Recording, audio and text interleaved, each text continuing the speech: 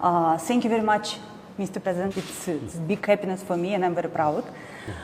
Okay, I will start from my questions. Situation in Syria become more dangerous and more unpredictable. Why? Because this conflict draw inside more participants and more players. For example, who we have now in Syria on the war? Iran, Lebanon, I mean Hezbollah, Russia, Turkey, USA with huge coalition, China show interest. I mean, do you have any concerns that this conflict result in Third World War? Or maybe it's already beginning of Third World War? The Russian, Iran and Hezbollah are our allies and they came here legally. They support us against the terrorists. While the other countries that you described who are interfering, they are supporting the terrorists. So it's not about the number, it's about the main issue, the terrorism. Second is about the word War III. This term have been used recently a lot, especially after the recent escalation regarding the situation in Syria. I would say what we have now, what we've been seeing recently during the last few weeks and maybe few months, is something like more than Cold War, less than war, a full-blown war. I don't know what to call it, but it's not something that has existed recently, because I don't think that the West, and especially the United States, has stopped their Cold War, even after the collapse of the Soviet Union.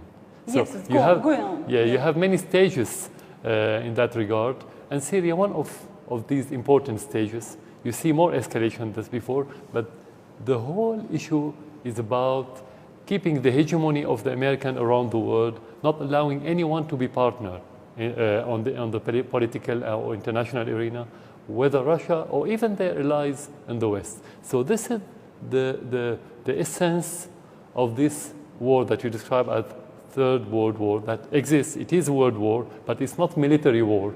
Part of it is military, part of it is terrorism and security, and other part is political. So you're correct, but in different way, not only about Syria. Syria part of this war. But you told Syria became stage of this war. Yeah. Why Syria? I mean, okay, you're a big country, but you have oil, but not like Saudi Arabia. Why exactly Syria? It has many aspects. The first one, if you want to talk about the regional conflict, Syria has good relation with Iran. And Saudi Arabia wanted to, let's say, to destroy Iran completely. Maybe in the political sense and maybe in the material sense or factual sense, for different reasons. So they wanted Syria to go against Iran. That's why destroying Syria could affect Iran negatively. That's how we look at it. The West, for them, Syria and Russia are allies for decades now. And again, if we undermine this position of Syria, we can influence the Russians negatively. But there's something else. It's about the historical role of Syria. Syria has played that role in the region for centuries. It was always the hub of the geopolitical dynamic in the Middle East. So controlling Syria, since the pharaohs, it's before the Christ, since the pharaohs, they used to fight for Syria, the pharaohs and the Hittites. This is historical basis. So it has a role, geopolitics, the position on the Mediterranean, the society, because Syria is the fault line between the different cultures in this region. Whatever happens in Syria will influence the region negatively and positively. So controlling Syria is very important. Although Syria is small, it's very important to control the rest of the region. Second, Syria is an independent country. And the West doesn't accept any independent country, whether Syria is a small country or Russia is a great power. What's their problem with Russia? Because you say yes and no. You have to keep saying yes. So that's the problem with the West. So that's why Syria. Some Western media affirms that the war in Syria now became straight conflict between Russia and USA.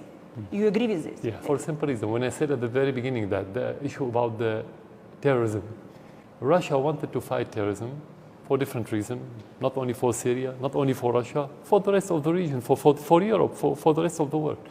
They understand what the meaning of terrorism prevailing in certain areas, while the United States have always, since Afghanistan in the early 80s, till this day, they think terrorism is a card you can play.